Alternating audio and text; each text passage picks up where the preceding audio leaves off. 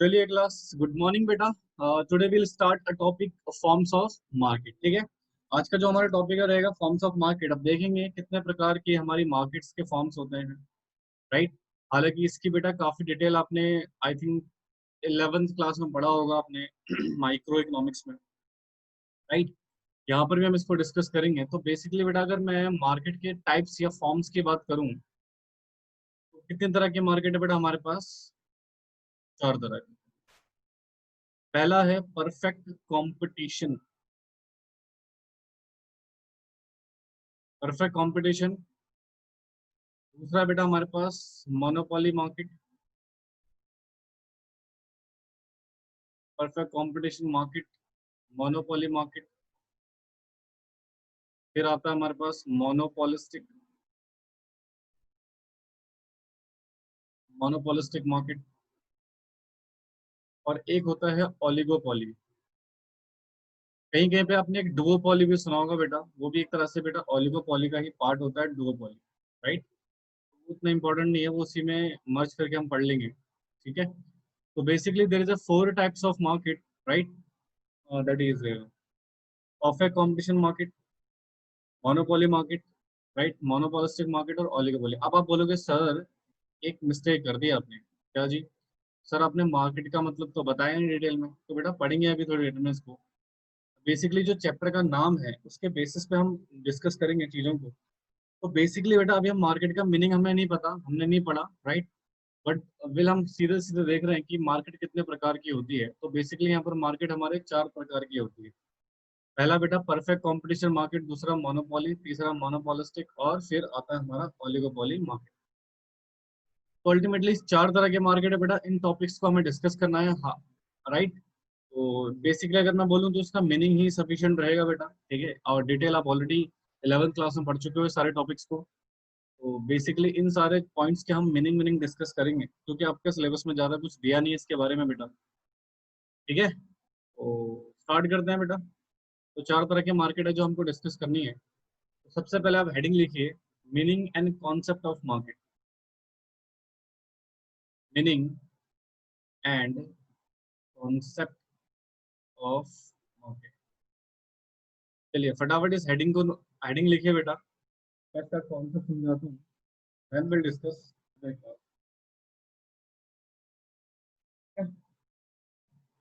किसी बच्चे को पता है मार्केट का मतलब क्या होता है? आपने वैसे पढ़ा हुआ है बेटा, एक बार थोड़ा आपका व्यू देख लेता हूँ मार्केट को लेके क्या है। जरा मुझे बताओ मार्केट का मतलब आपके पॉइंट ऑफ व्यू से क्या होता है?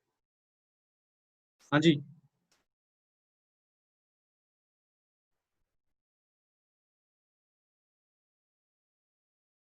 एनीवन जिसको मार्केट के बारे में पता हो?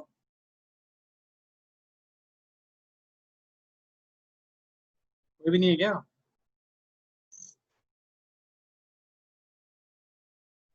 चलिए खैर, एक कॉन्सेप्ट जहाँ बायर सेलर होते हैं। चलिए, चलो कोई बात नहीं, देखो जैसे मान लो ये एक प्लेस है।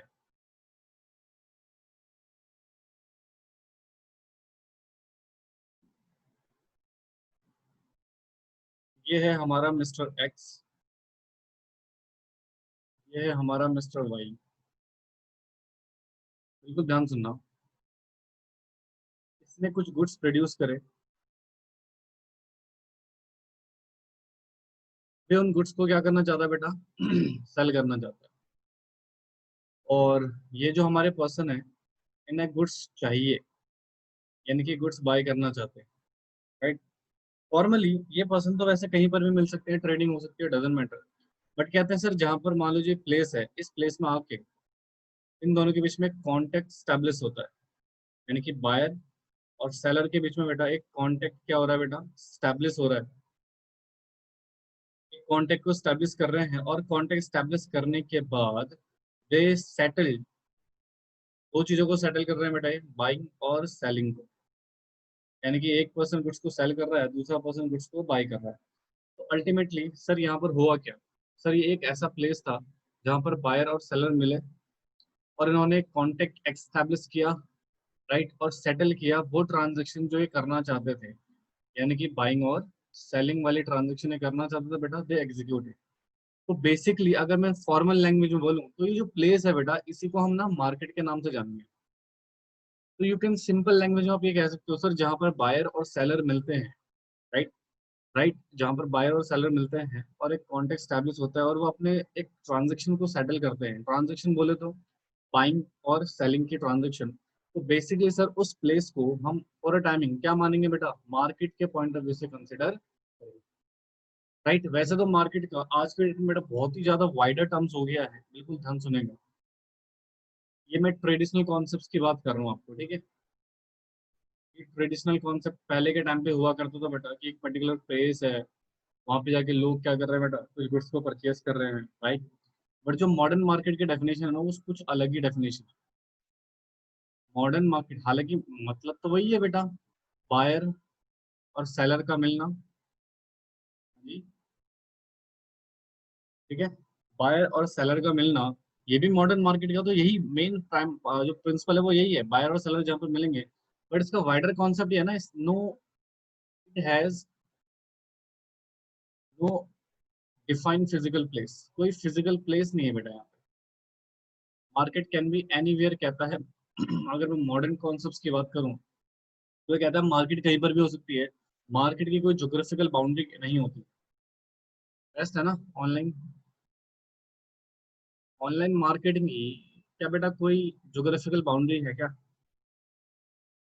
बोलो जी। नहीं sir, any person can take service from anywhere, any person can buy goods from anywhere, right. आज इंडिया में जैसे मान लो अमेजोन से आप कोई गुड्स मंगाते हो या कोई गुड्स बाहर से इंपोर्ट होके आ रहा है, राइट, मिल तो रहा है ना आपको। तो अल्टीमेटली एक गुड्स है जिसकी मैन्युफैक्चरिंग फैक्ट्री मान लो बेटा बेंगलोर में, राइट। आप ऑर्डर आप दिल्ली से कर रहे हो, तो आप दिल्ली से ऑर्डर कर रहे हो, प्रोडक्ट फिर भी आपके पास पहुंच जा रहा है। That means the market is a wider concept. तो this is the online era जहाँ पर मार्केट का कोई ज्योग्राफिकल बाउंड्री नहीं है, ठीक है। अर्लियर टाइम, ठीक है, ट्रेडिशनल टाइम में बेटा मार्केट का एक ज्योग्राफिकल प्लेस होता था, एक पर्टिकुलर प्लेस होता था, तो उसको हम मार्केट बोलते थे। बट आज के टाइम में इसकी कोई बाउंड्री नहीं है बेटा, मार्केट कहीं पर भी हो सकता है। There is no any geographical boundary of the, ठीक है। ऑनलाइन ने बेटा मार्केट को काफी वाइडर बना दिया है। तो this is the basic point. I hope सो आपको समझ में आ गया हो। हालांकि डेफिनेशन अभी हमने लिखी नहीं है, सिर्फ कॉन्सेप्ट्स के पॉइंट ऑफ व्यू से पढ़ा है बेटा। तो अगर मैं क्रक्स पॉइंट इसका निकालूं तो सर जहां पर बायर और सेलर एक दूसरे को कॉन्टेक्ट स्टैब्लिश करते हैं और किसी भी गुड्स और सर्विस को बेटा क्या करते हैं, या तो बाई या तो सेल, यानी कि परचेजिंग या सेलिंग ट्रांजेक्शन को एग्जीक्यूट करते हैं सर, तो उसी प्लेस को, राइट, उसी सिस्टम को, उसी अरेंजमेंट हम क्या बोल देंगे बेटा, मार्केट के नाम से कंसिडर करेंगे। क्लियर हुआ? हाँ जी बेटा, क्लियर हुआ? बोलिए फटाफट। ठीक है, बना लो, इस चार्ट को बना लो। Please make this chart.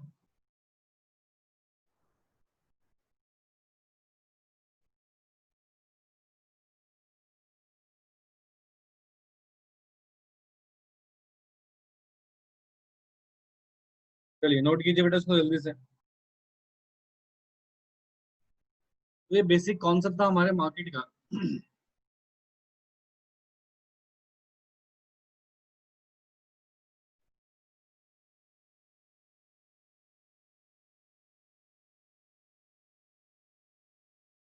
चलिए नोट कीजिए इसको।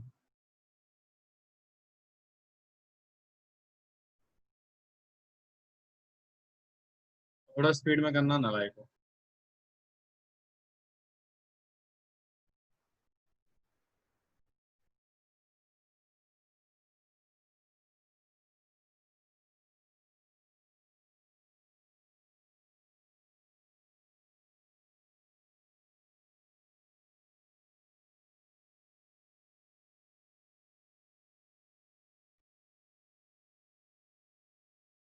डन हो गया बच्चे?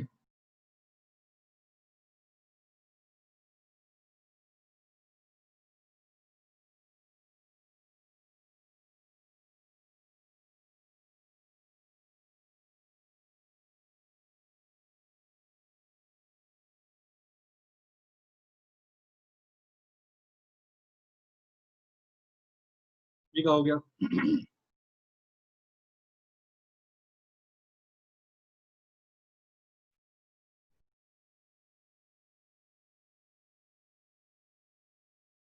चलिए अब आइए बेटा इसकी मीनिंग पे। मीनिंग ऑफ मार्केट, तो थोड़ा इसके डेफिनेशन भी देख लेते हैं, क्या हमारे कॉन्सेप्ट से मैच होती है या नहीं होती। ठीक है, तो लिखो, market refers to all such system all such systems or arrangement all such system or arrangement that bring buyer and seller buyer and seller in contact with each other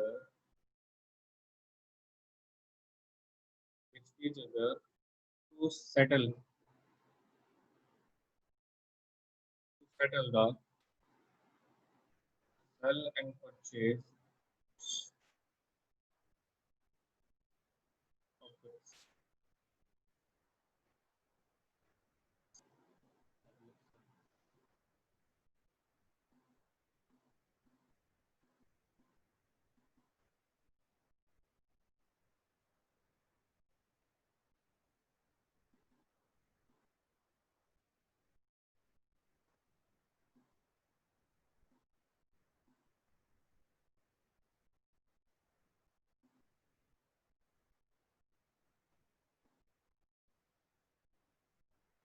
shopping complex को ही हम सिर्फ market नहीं बोलेंगे बेटा, ठीक है। Market बहुत ही wider concept पे डिपेंड करती है। ये इसकी डेफिनेशन है। चलो इसको लिखो फटाफट से।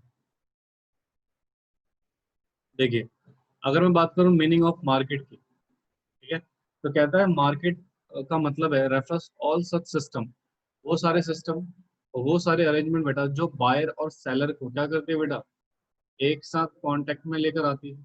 ठीक है, और कांटेक्ट में आने के बाद दे सेटल सेल और purchase of goods and service. ठीक है, किसी भी गुड्स एंड सर्विस को बेटा क्या करते हैं, वो बाई करते हैं और सेल करते हैं। तो उसी प्लेस को, उसी अरेंजमेंट को हम क्या बोलते हैं बेटा, हाँ जी, मार्केट के नाम से कंसीडर करते हैं। तो कहता है does not mean just a shopping complex. Market का मतलब सिर्फ एक शॉपिंग कॉम्प्लेक्स नहीं होता बेटा, मार्केट और भी बहुत बड़ी वाइडर कॉन्सेप्ट है। जैसे अभी हम लोग बेटा एक ऑनलाइन प्लेटफॉर्म से जुड़े हुए हैं, क्लास ले रहे हैं।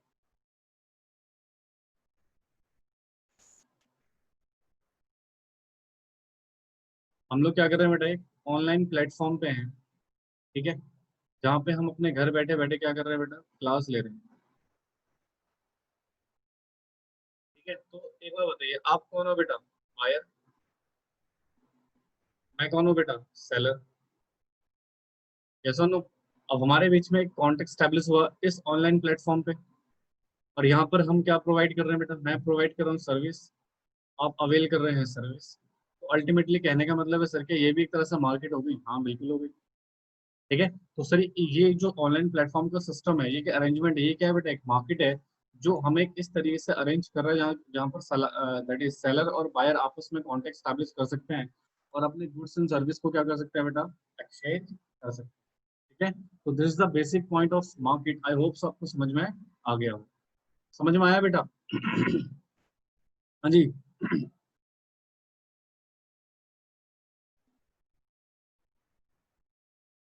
चलिए, नोट किया ना ये। अब आते अब आते हैं बेटा फॉर्म्स ऑफ मार्केट में। जैसे कि हमने पढ़ा था, मार्केट कितने प्रकार की होती है जी, 4 प्रकार की। ठीक है, तो उसमें से आप डिटेल एक्सप्लेनेशन करेंगे बेटा फर्स्ट वाले की। तो आप लिखिए परफेक्ट कंपटीशन मार्केट। देखो, before discussing the meaning of this, इसकी थ्योरी पढ़ें, राइट, और इसके कुछ पॉइंट्स को डिस्कस करें मैडम, मैं आपके साथ एक छोटा सा कॉन्सेप्ट डिस्कस करना चाहूंगा। अगर वो कॉन्सेप्ट क्लियर हो गया ना, तो ये चैप्टर आपको बहुत आसान लगेगा, एक्चुअली टॉपिक बहुत आसान लगेगा समझने में। जैसे देखो, मान लो बेटा यहाँ पर ना एक मार्केट है, this is the place of market. बिल्कुल ध्यान से सुनिएगा, कंसंट्रेशन से। हालांकि मार्केट का प्लेस नहीं होता, बट विल डिस्कस हियर और नॉर्मल एग्जांपल के थ्रू लेके चलते हैं बेटा। एक मार्केट है और ऑफ कोर्स यहाँ पर बहुत सारे क्या होंगे बेटा, मान लो मैनी सेलर, यहाँ पर बहुत सारे सेलर हैं और सर यहाँ पर कुछ बायर भी तो होंगे। हाँ जी, तो यहाँ पर मैनी बायर्स भी, यानी कि सर यहाँ पर बहुत सारे बायर्स हैं और बहुत सारे सेलर्स हैं। बिल्कुल ध्यान से कंसंट्रेशन से सुनिएगा बेटा। अब सर पॉइंट क्या है ना, इस मार्केट में क्या हो रहा है, ऑल सेलर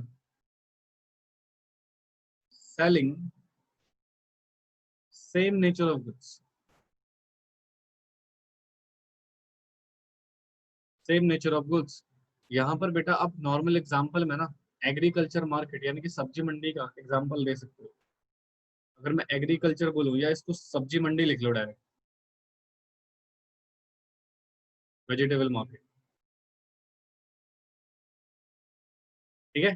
तो बेटा एक बात बताओ, यहाँ पर बहुत सारे सेलर जो होते हैं उनके पास क्या एक ही तरह की सब्जी होती है नॉर्मली? यानी कि मैक्सिमम जो चांसेस होते हैं सबके पास एक ही तरह की सब्जी हो, यानी कि सब सारे सेलर क्या कर रहे होते हैं बेटा, एक ही तरह के गुड्स को मार्केट में क्या कर रहे होते हैं बेटा, बेच रहे होते हैं। तो यहाँ पर नंबर ऑफ बायर्स क्या होते हैं बेटा, बहुत सारे होते हैं, और नंबर ऑफ सेलर भी क्या होते हैं यहाँ पर, बहुत सारे होते हैं ना। पॉइंट ये आता है सर, जब इतने सारे लोग एक ही तरह के गुड्स बेच रहे होंगे और इतने सारे लोग एक उन्हीं गुड्स को परचेज कर रहे होंगे बेटा, तो पॉइंट ये होगा ना, इस मार्केट में कंपटीशन लेवल बहुत ज्यादा हो जाएगा। कंपटीशन क्या हो जाएगा बेटा, बहुत ज्यादा, क्योंकि सारे पर्सन एक ही तरह के गुड्स बेच रहे हैं। तो सेलर कोशिश करेंगे ना कि बायर जो है उनके पास ज्यादा आए, ये सोचेगा इसके पास ज्यादा है, ये सोचेगा इसके पास, just think about that, right. तो यहाँ पर क्वेश्चन आता है सर, आपस में इनकी कंपटीशन बहुत ज्यादा हो जाएगा, राइट। तो जब कंपटीशन ज्यादा होगा तो सर एक सबसे बड़ा खामियाजा भुगतना पड़ता है कंपटीशन में सेलर को, एक compromise over the price. Price में क्या करेंगे बेटा, कॉम्प्रोमाइज करना पड़ेगा, तो उससे ये तो बड़ी समस्या वाली बात है ना। अल्टीमेटली हर पर्सन क्या कोशिश करेगा, प्राइस को कम करने की, जिससे कहीं ना कहीं बेटा इनको पर्टिकुलरली क्या हो जाएगा, लॉस होने के चांसेस बढ़ जाएंगे। क्या क्या क्या किया जाए सर, राइट। तो बेसिकली बेसिक स्ट्रक्चर देखना, अगर मैं इस मार्केट की बात करूं, इस पूरे मार्केट की बात करूं, तो इस मार्केट में हो क्या रहा है बेटा, बहुत सारे बायर्स हैं, बहुत सारे सेलर हैं, ठीक है, जो कि एक ही तरह के गुड्स को बेच रहे हैं बेटा, सेलर, ठीक है। और इस मार्केट में बेटा डेफिनेटली प्राइस के ऊपर एक पर्टिकुलर पर्सन का कंट्रोल दिख रहा है बेटा आपको? नो सर, क्योंकि हाईली कॉम्पिटेटिव मार्केट है, एक पर्सन प्राइस को कंट्रोल ही नहीं कर सकता, पॉसिबल ही नहीं है। तो क्वेश्चन आता है सर, इस तरह की फीचर वाली मार्केट को ही हम क्या बोलते हैं बेटा, परफेक्ट कंपटीशन मार्केट। क्या बोलते हैं बेटा, परफेक्ट कंपटीशन मार्केट। सर इस मार्केट का नेचर साफ समझ में आ रहा है कि यहाँ पर सेलर बहुत सारे हैं, बायर भी बहुत सारे हैं। जो सेलर हैं बेटा वो एक ही तरह के गुड्स को मार्केट में क्या कर रहे हैं, बेच रहे हैं। हाईली कॉम्पिटेटिव मार्केट है बेटा, और जहाँ पर हाईली कॉम्पिटिशन होता है प्राइस के ऊपर बेटा कोई कंट्रोल नहीं रह जाता। तो जो मेन मेन कॉन्सेप्चुअल फीचर्स है बेटा मैं आपको बता चुका हूँ कि परफेक्ट कॉम्पिटिशन मार्केट क्या होती है, और आपके एग्जाम के लिए बेटा यही कॉन्सेप्ट आपके लिए इंपॉर्टेंट है जो आपको याद करने हैं। क्लियर हुआ? कॉन्सेप्ट समझ में आया? बताओ फिर डेफिनेशन लिखवाऊंगा इसकी। हाँ जी बोलिए फटाफट से। इसका ना एक काम करना बेटा, इसको लिखना मत, इसका स्क्रीनशॉट ले लेना, और स्क्रीनशॉट लेके बेटा इतना पेज जरूर छोड़ देना कि इसको बाद में बना लूंगा, ठीक है। समझ में आ रहा है बेटा? सारे बच्चे पार्टिसिपेट क्या करो प्लीज। कितनी बार बोला है मैंने?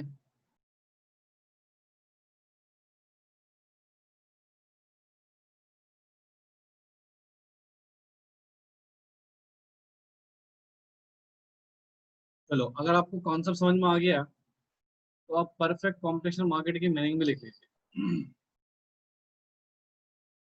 Perfect competition market, clear with the meaning concepts, then अब हम इसकी डेफिनेशन देखते हैं। बिल्कुल आप कंसंट्रेशन से इसकी डेफिनेशन देखिएगा, आपको देखो बहुत आसान लगेगा, राइट। चलो लिखो। कहते हैं sir, is a form of market, is a form of market where there where there is a large number of buyer and seller। यहाँ पर बेटा लार्ज नंबर ऑफ क्या क्या होते हैं बेटा, बायर और सेलर, ठीक है।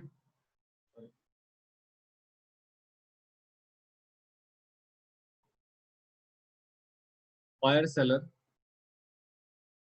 Of a commodity.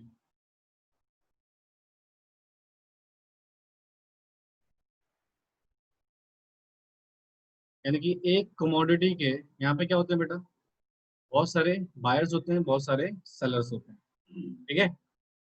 दूसरा point, homogeneous homogeneous product is sold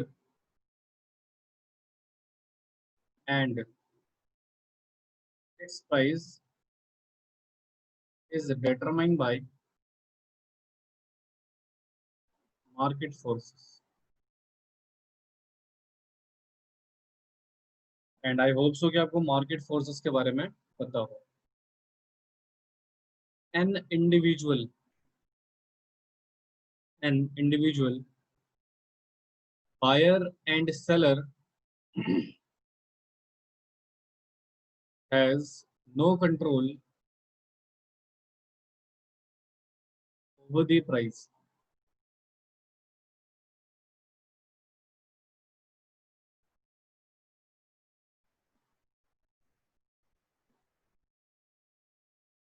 देखो बेटा, जैसे कि हमने कॉन्सेप्ट में पढ़ा था सर, यहाँ पर भी वही लिखा हो, देखो। Perfect competition market is a form of market where there large number of buyers and seller. क्या हमने ये पढ़ा था कि इस मार्केट में बहुत सारे सेलर और बायर्स होते हैं बेटा, ऑफ द कमोडिटी, किसी भी गुड्स को या सर्विस को बेचने वाले। फिर हमने पढ़ा था सर, इस मार्केट में जो गुड्स होता है वो क्या होता है बेटा, सेम नेचर का होता है। तो होमोजेनियस का मतलब ये होता है बेटा सेम नेचर गुड्स। होमोजेनियस का मतलब क्या होता है बेटा, सेम नेचर गुड्स, ठीक है। इज सोल्ड, यानी कि एक ही तरह के गुड्स बेटा सारे मार्केट में सेल करे जाते हैं। जैसे बेटा अगर मैं कोचिंग सेंटर्स की बात करूँ, कोचिंग की अगर मैं बात करूं तो बेसिकली बेटा मान लो कोचिंग सेंटर में भी तो सेम तरह की ही सर्विस प्रोवाइड कराई जाती है बेटा। तो एक तरह से होमोजेनियस हो गया। आप इकोनॉमिक्स यहाँ पर नॉलेज वेंचर में पढ़ रहे हैं, मान लीजिए आप नॉलेज वेंचर में पढ़ रहे हैं इकोनॉमिक्स, या आप कहीं और भी पढ़ सकते हैं इकोनॉमिक्स। अकाउंट्स फॉर एग्जाम्पल आप नॉलेज वेंचर में पढ़ रहे हैं, या फिर किसी और कोचिंग सेंटर में भी जाके अकाउंट्स पढ़ सकते हैं। तो अल्टीमेटली प्रोडक्ट तो सेम ही है। हाँ, बस सर्विस प्रोवाइड करने वाले क्या है बेटा, अलग अलग पर्सन है। तो सर्विस का नेचर तो सेम ही है ना। तो इस तरह के गुड्स को हम क्या बोलते हैं बेटा, होमोजेनियस प्रोडक्ट। जैसे कि मैंने वेजिटेबल मार्केट का एग्जांपल दिया था बेटा, आप किसी भी मार्केट में चले जाइए बेटा, आपको सब्जी तो सब जगह एक ही तरह की मिलेगी ना। आलू मिस्टर एक्स के पास वैसा ही होगा, वाई के पास भी वैसे ही होगा, जेड के पास भी वैसे ही होगा। तो अल्टीमेटली आलू बदलने वाला थोड़ी है बेटा, सबके पास सेम ही होगा। तो उसको बोलते हैं सेम नेचर का प्रोडक्ट, ठीक है। वो बिकता है बेटा यहाँ पे, और कहते हैं सर इसका प्राइस डिटरमाइन करती है मार्केट फोर्स।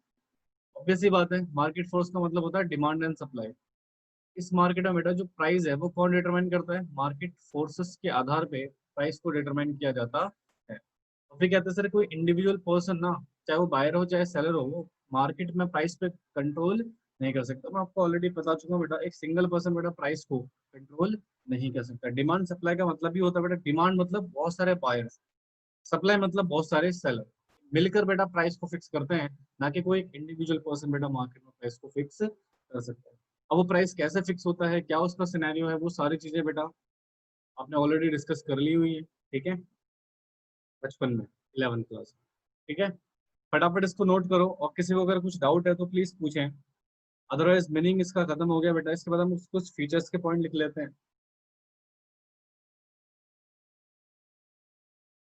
बताइए फटाफट से, समझ में आया?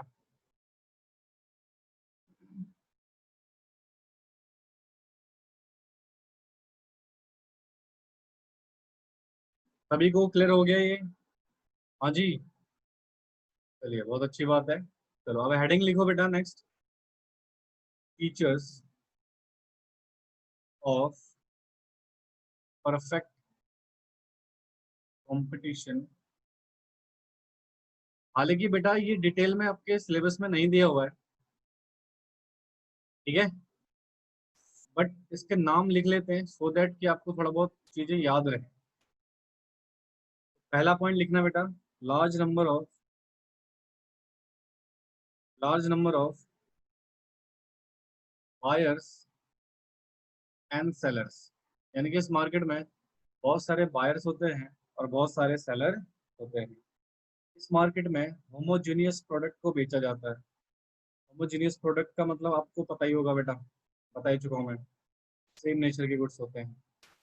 और इस मार्केट में बेटा परफेक्ट नॉलेज भी होती है, यानी कि यहाँ पर नॉलेज होती है बेटा बायर को प्राइसेस की, ठीक है, और पता होता है मार्केट में क्या प्राइस चल रहा है गुड्स का, परफेक्ट नॉलेज होती है बेटा। Freedom of entry and exit,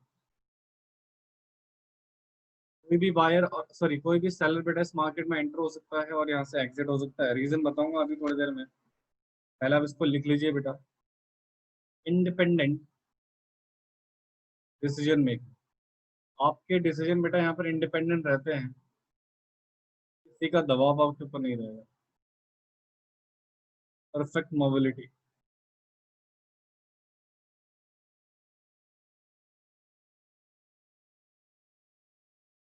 no extra transport cost,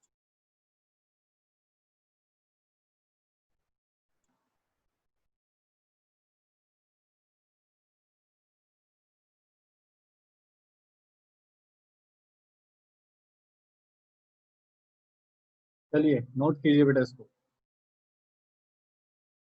हो जाए तो मुझे बताइए। देखो हो गया बेटा, पहला पॉइंट तो आपको ऑलमोस्ट वैसे ही क्लियर हो गया है, large number of buyers and seller होते हैं। दूसरा पॉइंट भी आपको वैसे ही क्लियर हो चुका है, होमोजेनस प्रोडक्ट यहाँ पर सेल होता है। परफेक्ट नॉलेज होती है बेटा इस मार्केट में ना, point being sir perfect knowledge किस रिगार्डिंग, बेटा बायर्स को पता होता है मार्केट में क्या प्राइस चल रहा है राइट, और उसको ये भी पता हो कि गुड्स की क्वालिटी क्या है, उसकी नॉलेज भी बेटा होती है उसको नॉर्मली, क्योंकि इन गुड्स में मिलावट नहीं कर सकते हो, अडल्ट्रेशन नहीं हो सकता है, परफेक्ट नॉलेज होती है। तो अल्टीमेटली यहाँ पर बायर को कहीं ना कहीं आप बेवकूफ नहीं बना सकते हो बेटा, कोई भी सेलर बेटा कोई भी प्राइस चार्ज नहीं कर सकता उससे, क्योंकि मार्केट में सब अवेयरनेस होती है, नॉलेज होती है कि क्या प्राइस चल रहा है, ठीक है। तो उसको बोलते हैं इस मार्केट में परफेक्ट नॉलेज होती है बेटा बायर को, चाहे वो सेलर हो। Freedom of entry in excess, मैं आपको छोटा सा सिचुएशन बताता हूँ। होता क्या है बेटा इस मार्केट में ना, आईपीआर का कॉन्सेप्ट नहीं है। आईपीआर मैं एक छोटा सा एग्जांपल दे देता हूँ आपको, कॉपीराइट।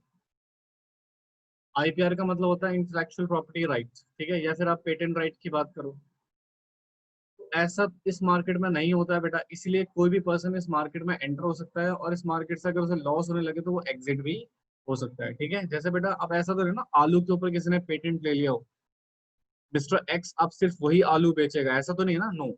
आलू कोई भी सेल कर सकता है बेटा, किसी पर्टिकुलर पर्सन को उसमें पेटेंट या कॉपीराइट नहीं होता, इसलिए बेटा इस मार्केट में फ्रीडम होती है कि कोई भी मिस्टर एक्स या मिस्टर वाई मार्केट में आ सकता है, और कोई भी मिस्टर एक्स या मिस्टर वाई मार्केट से जा सकता है।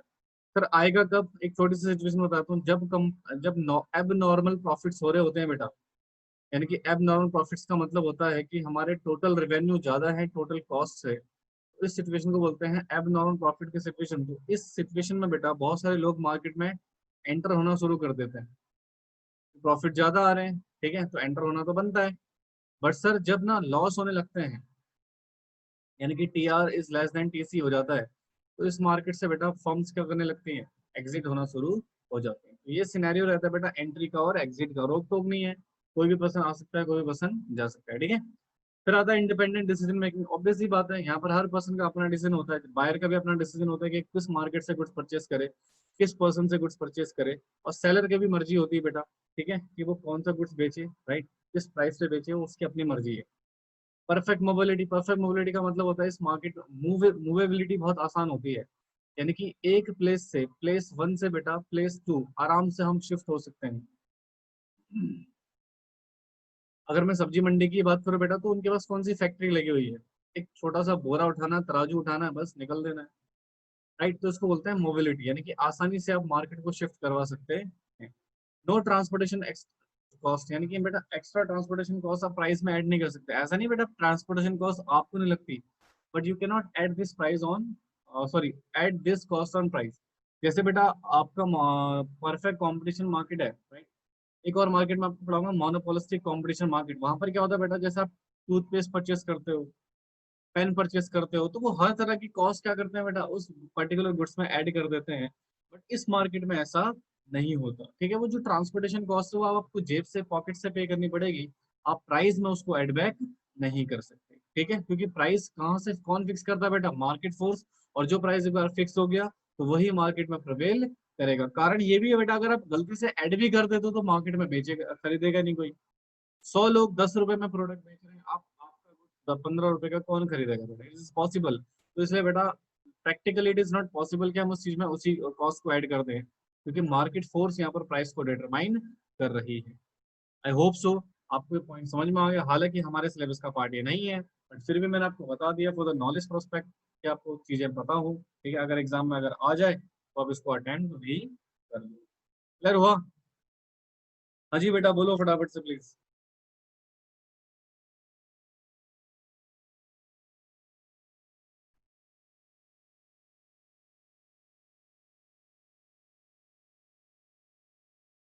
इसका स्क्रीनशॉट जरूर ले लेना।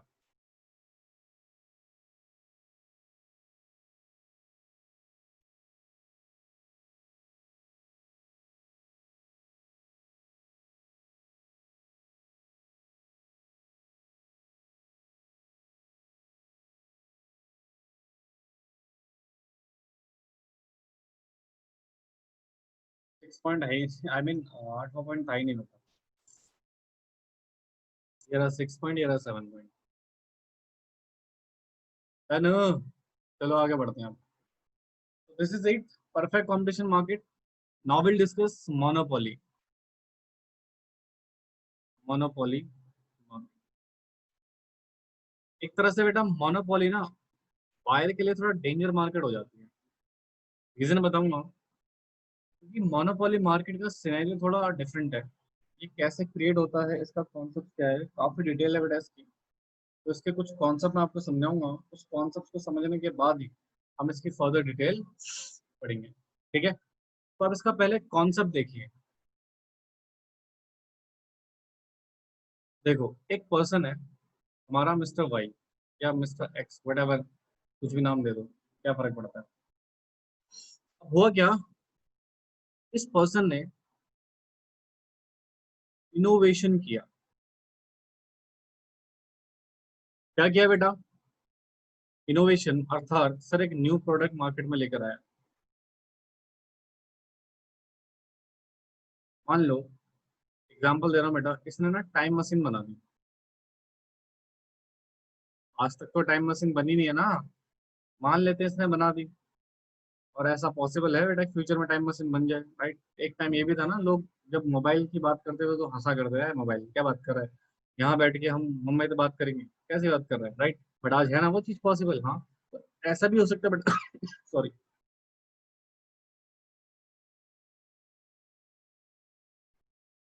ऐसा भी हो सकता है फ्यूचर में टाइम मशीन भी आ जाए। तो मान लो इस पर्सन ने इनोवेशन किया, बना दी टाइम मशीन। टाइम मशीन बनाई तो क्या होता है बेटा, जब भी आप कोई न्यू प्रोडक्ट बनाते हो ना, मेहनत किसकी है, एफर्ट्स सारे किसके हैं, मिस्टर एक्स के। तो इसको हर किसी को तो दे नहीं सकते ना। हाँ, लाइक टाइम मशीन कैसे पॉसिबल है? तो सर इसमें सरकार ने क्या बोल रखा है ना, ऐसे जो न्यू इन्वेंशंस होते हैं इनको एक प्रोटेक्शन मिलेगी। क्या मिलेगी बेटा? एक प्रोटेक्शन मिलेगी कि आपके प्रोडक्ट को, आपकी मेहनत को कोई दूसरा पर्सन बिना आपके परमिशन के यूज ना कर सके। तो इन्होंने बोला कि आप ना इन्वेंशन पे पेटेंट राइट ले लीजिए। पेटेंट राइट एक ऐसा राइट होता है कि इस टाइम मशीन पे जो अधिकार होगा सिर्फ किसका होगा बेटा, मिस्टर एक्स का। यानी कि कोई दूसरा पर्सन टाइम मशीन का यूज नहीं कर सकता without obtaining permission from the. मान लो प्रोडक्ट तो बन गया बेटा, एक प्रोडक्ट ही तो है। मान लो फ्यूचर में पर्सन इसको यूज करेंगे। हाँ, अब पॉइंट आता है सर, जब ये पर्सन इस प्रोडक्ट पे इसका होली होली कंट्रोल है बेटा, होली कंट्रोल है। ठीक, होली कंट्रोल है तो डेफिनेटली एक सिंगल बायर ही तो है मार्केट में। बेटा इसको ना स्क्रीनशॉट ले लो। चलिए ठीक है जी। तो बेसिकली यहाँ पर क्या है, मिस्टर एक्स उसके सारे एफर्ट्स लगे हुए हैं बेटा मैं मेंशन किया।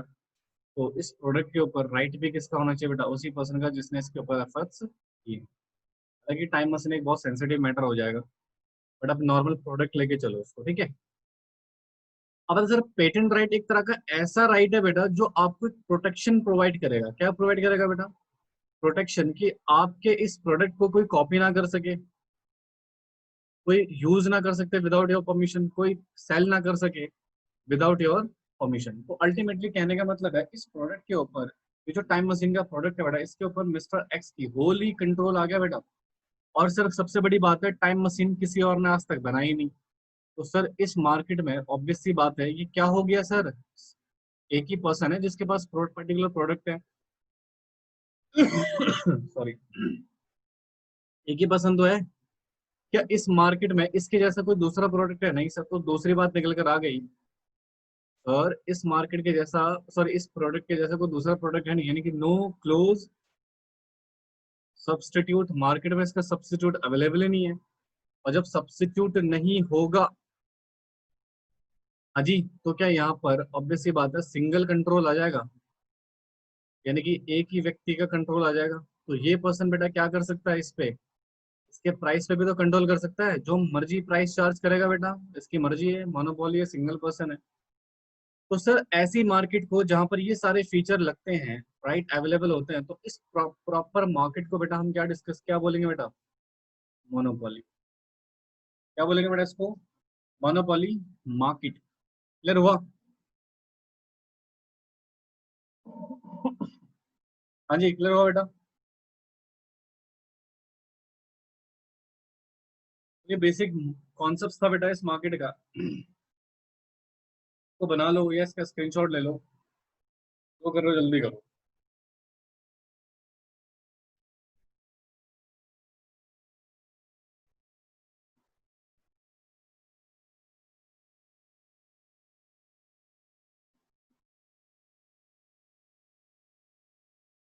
इसका स्क्रीनशॉट ही ले लो, ज्यादा बेटर रहेगा। ठीक है, चलिए सर, कॉन्सेप्ट तो हमारे समझ में आ गया। अब जरा इसकी डेफिनेशन भी पढ़ लेते हैं। तो लिखो, मोनोपोली। हालांकि बेटा मैं उतने डिटेल में इसको नहीं पढ़ा रहा हूँ, क्योंकि आपने 11th क्लास में ऑलरेडी पढ़ा हुआ है। ठीक है, अब ये मत बोलना सर मोनो का मतलब हमें नहीं पता, पॉली का मतलब हमें नहीं पता। ठीक है, ये सब आपने ऑलरेडी पढ़ा हुआ है, राइट। तो ये बेसिक बातें हैं, मुझे तो सिर्फ आपको चीजें कुछ याद दिलानी है। तो मोनो का मतलब होता है जी सिंगल, और पॉली का मतलब होता है सेलर। इसलिए हम इसको बोलते हैं सिंगल सेलर। ठीक है, तो अगर मैं इसकी डेफिनेशन की बात करूं, तो कहते हैं it is a form of market in which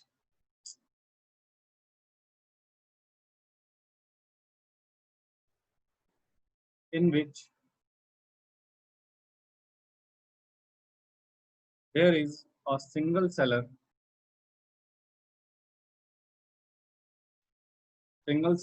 of a product। और सबसे बड़ी बात सर, ये वो प्रोडक्ट है which has no close substitute in market। जिसका मार्केट में बेटा कोई क्लोज सब्स्टिट्यूट अवेलेबल नहीं है। अगर मैं एट प्रेजेंट एग्जांपल लूं बेटा, भारत में इंडियन रेलवे को आप मोनोपोली मार्केट में, तो दूसरी रेल तो है नहीं बेटा, तो उसको आप मोनोपोली मार्केट का एग्जांपल ले सकते हो।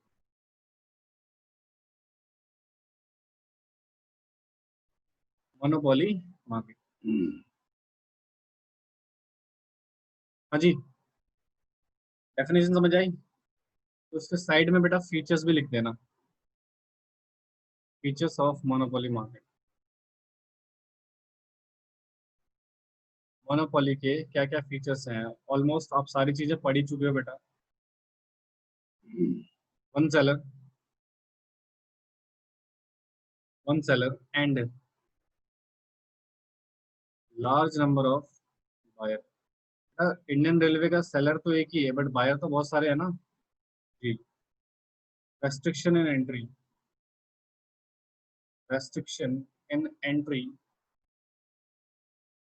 Of new firm. ऑब्वियस सी बात है, इस मार्केट में बेटा आईपीआर का कॉन्सेप्ट होता है, यानी कि intellectual property right, patent right, copyright जैसी चीजें होती हैं। तो इससे कोई न्यू फर्म इस मार्केट में एंट्री आसानी से नहीं कर सकता।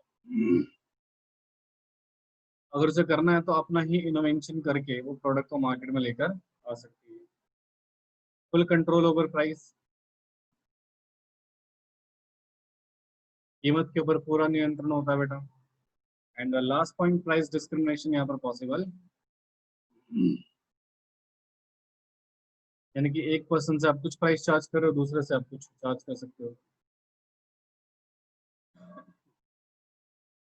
देखो उसको फटाफट से।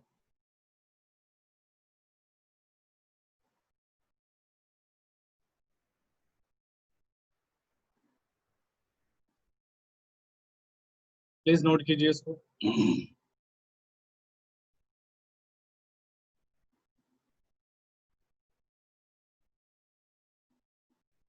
हो गया बच्चों? क्या हो गया गले में? चलिए बहुत बढ़िया। मोनो का मतलब क्या होता है बेटा? सिंगल। पॉली का मतलब क्या होता है? सेलर। ठीक है, तो सिंगल सेलर मार्केट नाम से ही पता लगता है बेटा। कहते हैं sir it is a form of market which there is a single seller. Single seller उस प्रोडक्ट का जिसका मार्केट में कोई क्लोज सब्स्टिट्यूट नहीं है। क्या दूसरी रेलवे है क्या भारत में? No sir. राइट, जैसा भी हमने एग्जांपल में टाइम मशीन का एग्जांपल लिया था, तो वहां पर भी बेटा सिर्फ एक ही पर्सन था जिसने टाइम मशीन को इनोवेट किया था। इसके जैसा कोई दूसरा प्रोडक्ट मार्केट में अवेलेबल नहीं होगा। जिस दिन बेटा क्लोज सब्स्टिट्यूट आ गया, ऐसा नहीं आ नहीं सकता, जिस दिन क्लोज सब्स्टिट्यूट मार्केट में आ गया फिर इसका मोनोपोली का स्टेटस क्या हो जाएगा बेटा? खत्म हो जाएगा, और it will convert into the monopolistic competition. ठीक है, ये बात याद रखना। सर ऐसी मार्केट में जब तक इन्वेंशन का कोई दूसरा इन्वेंशन नहीं हुआ है तब तक मोनोपोली है, बट जैसे ही कोई दूसरा क्लोज सब्स्टिट्यूट गुड्स मार्केट में आ गया बेटा, इसके जैसा ही, जैसे टूथपेस्ट मार्केट है बेटा, वहां पर एक जैसे कितने सारे प्रोडक्ट हैं, हालांकि नाम कलर शेप अलग अलग है, बट है तो काम तो एक ही होता है ना, क्लोज सब्स्टिट्यूट गुड्स है ना, तो मोनोपोलिस्टिक में कन्वर्ट हो गया। अगर पूरे इंडिया में एक ही टूथपेस्ट बनाने वाला कंपनी हो, राइट, तो डेफिनेटली उसकी मोनोपोली क्रिएट हो जाएगी ना, और कोई दूसरा है ही नहीं मार्केट में। ठीक है, तो मोनोपोली कोई फिक्स नहीं है कि इंडियन रेलवे ही होगा। ऐसा कोई भी मार्केट जहां पर सिंगल सेलर है जो उस प्रोडक्ट को बेच रहा है जिसका मार्केट में कोई क्लोज सब्स्टिट्यूट अवेलेबल ही नहीं है बेटा, उस मार्केट को मोनोपोली बोल देंगे। ठीक है, तो Indian railway is the best example of the monopoly at the time, right. इसके कुछ फीचर्स हैं बेटा, single seller and large number of buyer, obvious सी बात है, सिंपल सा समझ में आ गया होगा। मार्केट में रेस्ट्रिक्शंस इसलिए होती है बेटा क्योंकि इस मार्केट में पेटेंट राइट का कॉन्सेप्ट होता है, ये मैं आपको ऑलरेडी कॉन्सेप्ट में समझा चुका हूँ। मार्केट में कोई क्लोज सब्स्टिट्यूट नहीं होता, ऑब्वियस सी बात है, सिंपल सा। Full control over the price, ये ऑलरेडी हम कॉन्सेप्ट में डिस्कस कर चुके हैं, मार्केट में फुल कंट्रोल होता है। और प्राइस डिस्क्रिमिनेशन बेटा यहाँ पर पॉसिबल है। प्राइस डिस्क्रिमिनेशन इसलिए पॉसिबल है बेटा क्योंकि सिचुएशन ये है कि मान लो सिंगल सेलर है, मेरे पास प्राइस में फुल कंट्रोल है। अब मेरे पास कोई मिस्टर एक्स आया, मैं उसको कुछ और प्राइस दे सकता हूँ, वाई आया उसको मैं कुछ और प्राइस दे सकता हूँ, तो अल्टीमेटली प्राइस में यहाँ पर डिस्क्रिमिनेशन पॉसिबल है। कोई पर्सन मुझसे ये भी नहीं बोल सकता भाई प्राइस में डिस्क्रिमिनेशन क्यों कर रहे हो, मेरी मर्जी है, मेरा प्रोडक्ट है, जिस मर्जी प्राइस पे सेल करो, राइट। खरीदना खरीदो, नहीं खरीदना मत खरीदो। ये सिंगल सेलर है तो डेफिनेटली मोनोपोली का तो ये बेनिफिट होता ही होता है सेलर। हालांकि इससे कंपटीशन में दिक्कत आती है बेटा, राइट, मन मर्जी प्राइस चलता है। बायर के पॉइंट ऑफ व्यू से मुझे मेरे हिसाब से बायर के पॉइंट ऑफ व्यू से सही नहीं है, क्योंकि कंपटीशन मार्केट में होना चाहिए। ठीक है, ताकि बायर को भी बेनिफिट मिल सके, अदरवाइज बेटा सेलर की मोनोपोली होगी ना तो दिक्कत हो जाएगी। क्लियर हुआ बच्चों? हाँ जी। तो आज के लिए इतना ही बेटा, बाकी कॉन्सेप्ट हम नेक्स्ट क्लास में डिस्कस करेंगे, तो अगर किसी स्टूडेंट को डाउट है तो पूछें। ठीक है।